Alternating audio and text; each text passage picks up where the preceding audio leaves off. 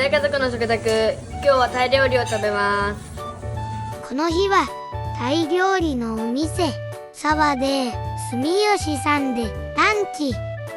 ガパオライス、グリーンカレー、トムヤム、ラーメン。